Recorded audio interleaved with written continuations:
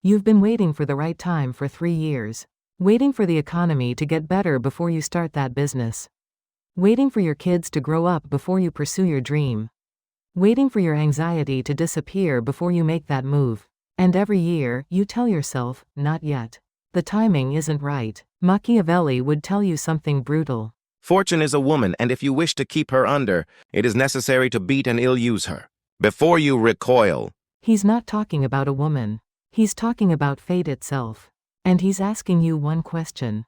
How long are you going to let circumstances control your entire life? Machiavelli divided the world into two forces, virtue and fortuna. Fortune is everything outside your control. The economy, your childhood, your parents' divorce, the accident, the illness. Virtue is you, your skill, your preparation, your boldness, your refusal to be passive. And here's what no one wants to hear.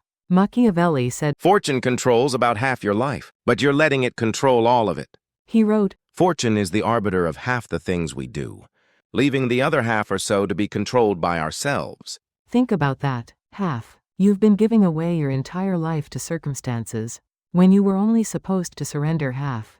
The other half? That was always yours. But here's the part that's going to hurt. Most people never claim their half. They sit and wait. Wait for permission. Wait for the perfect moment. Wait for life to feel easier. And Machiavelli watched these people, good, talented, deserving people, get destroyed, not by bad luck, but by passivity disguised as patience.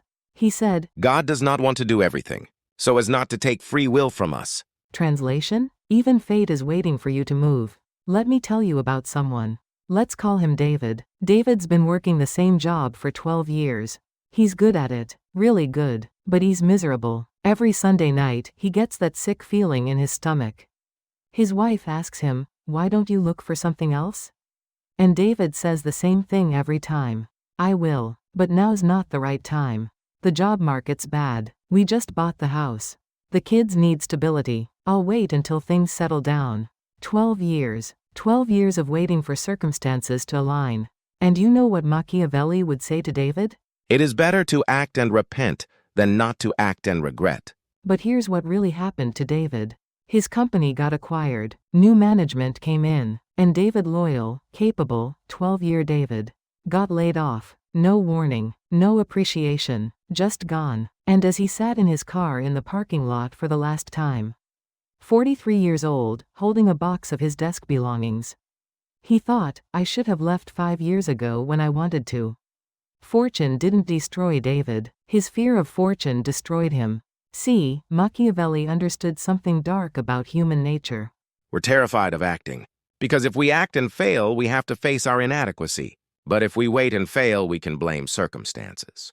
David wasn't actually waiting for the right time. He was waiting to not be responsible for his own life. And fortune, cruel, indifferent fortune, punished his passivity far worse than any bold move ever could have. Machiavelli wrote, Men are so simple, and yield so readily to the desires of the moment that he who will trick will always find another who will suffer to be tricked. And sometimes, you're tricking yourself. You're telling yourself you're being wise and patient, when really, you're just afraid. Afraid to claim your virtue. Afraid to stop being fortune's victim. So how does this show up in your life right now? You're waiting. Waiting to leave the relationship until you figure yourself out first. Waiting to start the business until you have enough saved up. Waiting to set boundaries with your family until the timing is better. Waiting to write the book, take the trip, make the call, have the conversation. Until you feel ready. But Machiavelli knew. You will never feel ready. Fortune will never give you permission. He said, The wise man does at once what the fool does finally. Both people do the thing. One just wastes years waiting for courage that never comes. Here's what virtue actually means. It's not talent. It's not luck. It's not even skill. It's the capacity to act when everything is uncertain. To move when you're afraid. To build when you don't have all the resources. To speak when your voice is shaking. That's virtue. And fortune, Machiavelli said, respects it. Fortune is a woman, and it is necessary, if you wish to master her, to conquer her by force. Strip away the outdated metaphor. What he's saying is, Fate bows to audacity, not positive thinking, not vision boards, not manifesting, action, prepared, bold, strategic action. You know what fortune does to passive people? It drowns them, slowly, quietly, year by year, until they wake up and realize they spent their entire life waiting for permission that was never coming. But fortune fears the person who moves. The person who doesn't wait for perfect circumstances. The person who says, "This is not ideal. I'm doing it anyway." Machiavelli watched leaders lose kingdoms because they hesitated. And he watched unlikely people seize power because they moved when others froze. The difference wasn't luck. It was virtue. Now I know what you're thinking. But I have real limitations. Real responsibilities. I can't just act recklessly. And you're right. Machiavelli isn't telling you to be stupid. He's telling you To be honest. Honest about what's actually stopping you. Is it truly circumstances? Or is it fear dressed up as wisdom? He wrote, Where the willingness is great, the difficulties cannot be great. You have more power than you're using. More options than you're seeing. More virtue than you're claiming. but you're waiting for fortune to improve. And fortune is waiting for you to move. Here's the gentle truth. Your life will not get easier. The circumstances will not align. There will always be reasons to wait. Your fear will always find evidence that now is not the time. But Machiavelli watched people wait themselves into irrelevance, into regret, into a life they never actually chose. And he wrote The Prince as a warning. Fortune favors the prepared, but it adores the bold. You don't need perfect circumstances. You need to stop waiting for them. You don't need more time. You need to stop pretending time will make you braver. Machiavelli said, the lion cannot protect himself from traps. And the fox cannot defend himself from wolves. One must therefore be a fox to recognize traps, and a lion to frighten wolves.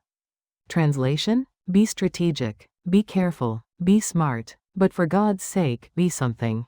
Stop being nothing. Stop disappearing into patience that's really just paralysis. You've been carrying this weight. This belief that you're powerless. That your life is what it is. That fortune has decided, and you're just enduring it. But Machiavelli spent his life watching fortune destroy the passive and reward the prepared who dared to act. He lost everything. His career, his freedom, his reputation. And in exile, he wrote the truth. It is better to be impetuous than cautious, because fortune is a woman, and if you wish to dominate her, you must beat and batter her. He's not advocating violence. He's advocating movement, against a force that respects only one thing: your refusal to be still. Half your life belongs to fortune. The economy, the timing, the luck, but half of it is yours. Your virtue, your skill, your courage, your willingness to act. And you've been giving fortune both halves. What if you took yours back? Not recklessly, not foolishly, but honestly. What if you stopped waiting for permission from a universe that will never grant it? What if you moved even scared, even uncertain, and discovered that fortune yields to those who refuse to wait? Machiavelli's gift to you isn't optimism. It's power. The power you already had. The power you've been surrendering to timing, to circumstances, to someday. Take it back, not because it's easy, but because the alternative is spending your one life waiting for permission to live it.